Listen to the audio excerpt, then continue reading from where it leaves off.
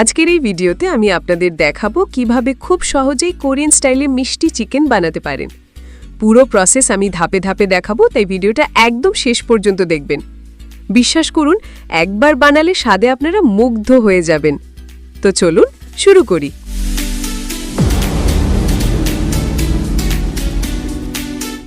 প্রথমে চিকেনগুলো ছোট ছোট আকারে কেটে নিন।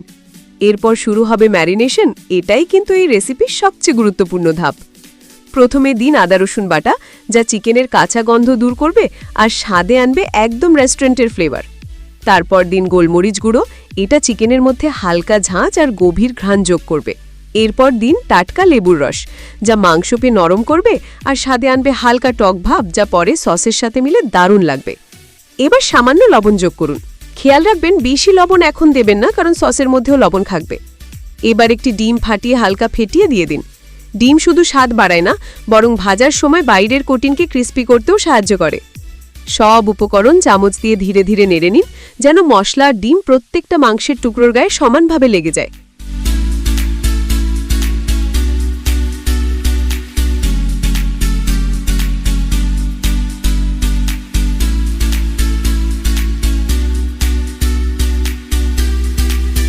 এখন কর্নফ্লাওয়ার যোগ করুন এবং আবারও ভালোভাবে মিক্স করুন। এটা ভাজার সময় চিকেনের বাইরের লেয়ারকে সোনালি ও মচমচে করবে। ম্যারিনেশন হয়ে গেলে অন্তত 10-15 মিনিট রেখে দিন, যাতে মশলা মাংসের ভেতরে দিয়ে মিশে যায়। সময় থাকলে ফ্রিজে রেখে 30 মিনিট ম্যারিনেট করলে স্বাদ আরও গভীর হবে। যদি টাইম না থাকে আপনি সঙ্গে সঙ্গেও দিতে পারেন।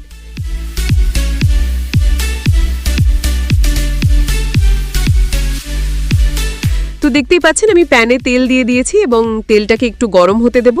তেলটা গরম হয়ে গেলে মাংসগুলো আস্তে আস্তে একটা একটা করে তেলের উপরে দিয়ে দিলাম।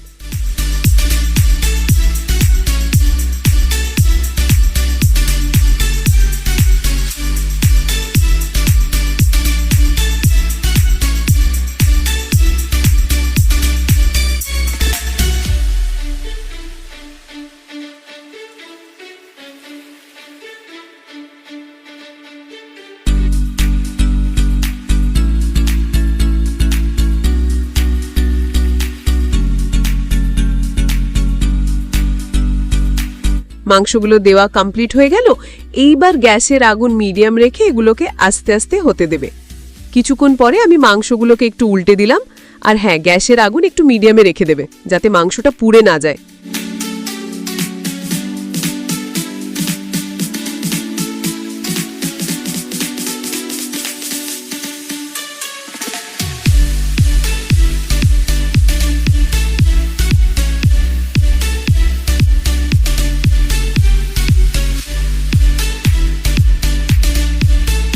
তো দেখতেই পাচ্ছেন মাংসটা পুরো লাল হয়ে গেছে, মাংসটা পুরোপুরি রেডি হয়ে গেছে।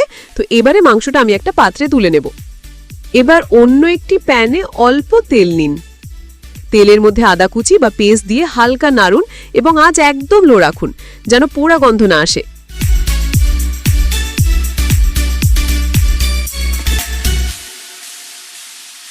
এরপর একে একে দিয়ে দিন মশলাগুলো। প্রথমে আমি দিলাম রেড চিলি ফ্লেক্স, তারপরে আমি দিলাম টমেটো সস, এরপরে দিয়ে দিন রেড চিলি সস, তারপরে অল্প পরিমাণ সয়া সস। আর হ্যাঁ, যদি আপনি এটাকে একটু স্পাইসি চান তাহলে আপনি রেড চিলি সসটাকে একটু বাড়িয়ে দেবেন। তার সাথে চিনি একদমই অ্যাড করবেন না। তো আমি এটাকে একটু মিষ্টি করতে চাই, তাই আমি এগুলো অ্যাড করলাম। সব উপকরণ লো ফ্লেমে নেড়ে নিন। আর যদি আপনারা ভিডিও এই অবধি দেখে ফেলেছেন এবং যদি ভিডিও আপনাদের ভালো লেগে থাকে, তো অবশ্যই আমার চ্যানেলকে সাবস্ক্রাইব করবেন এবং এই ভিডিওকে একটা লাইক দিয়ে দেবেন। আর কমেন্টটা কি করবে? কমেন্টে লিখবেন আপনি এটা বাড়িতে বানিয়েছেন কিনা। আচ্ছা, যেভাবে আমি নাড়ছি ঠিক এইভাবে আপনি আগুনের ফ্লেম আস্তে দিয়ে এইভাবে নাড়বেন।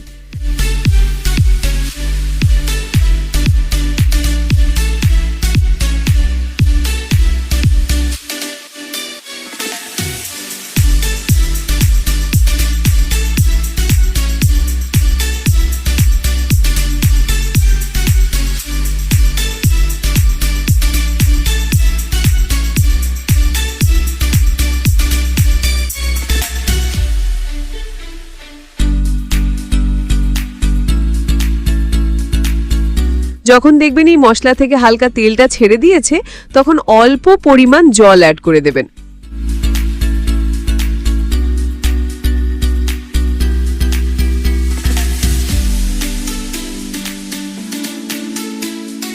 তারপরে যে মাংসগুলো ফ্রাই করে রেখে দিয়েছিলাম সেগুলোই মশলার উপরে উপরে দিয়ে দেব এবং মাংসগুলো সুন্দর করে মশলার সাথে মাখিয়ে দেব যাতে প্রত্যেকটা মাংসের গায়ে যেন লেগে থাকে এই মশলাগুলো।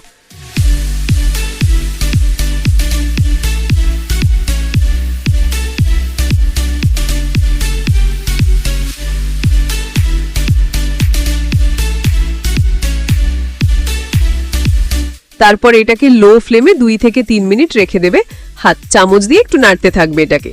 সব শেষে এটার উপরে আমি সাদা তিল অ্যাড করে দেব এবং সুন্দর করে আবার একটু নেড়ে নিচ্ছি যেন প্রত্যেকটা মাংসের গায়ে এই সাদা তিল যেন লেগে থাকে।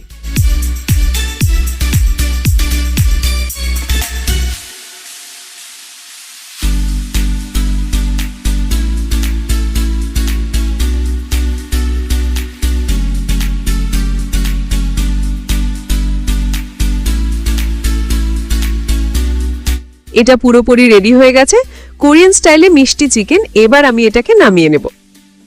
তো দেখতেই পাচ্ছেন হয়ে গেল কোরিয়ান স্টাইলে মিষ্টি চিকেন। দেখতে যেমন দারুণ, স্বাদেও তেমন অসাধারণ। আপনারা চাইলে এটাকে মিষ্টি বা স্পাইসি যেমন ইচ্ছে তেমন করে বানাতে পারেন। আর রেসিপিটা ভালো লাগলে অবশ্যই চ্যানেল সাবস্ক্রাইব করবেন, ভিডিওতে লাইক দেবেন আর কমেন্টে জানাবেন বাড়িতে বানিয়ে কেমন লাগে।